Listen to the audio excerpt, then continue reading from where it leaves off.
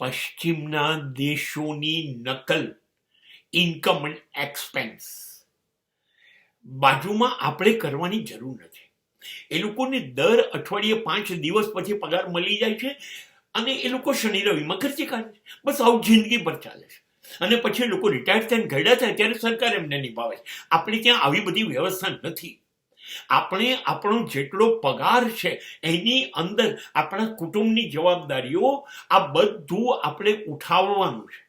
આપણે ઉધારીમાં બેફામ ખર્ચા ન કરી શકીએ. આ ઉધારમાં તો બજાર તમારે જોઈશે તો તાજમહેલ આપશે, દુનિયા આપશે.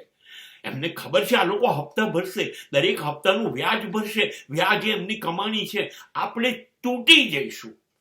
તમને ખબર નથી દરેક વસ્તુ ઉપર આપણે 3, 4, 5 ગણું વ્યાજ ભરીશું. શું કરવા? હપ્તેથી બધું જ લઈ અને મારે બધું જ જોઈએ છે. નહીં, જેટલું જરૂરી છે એ જ લો.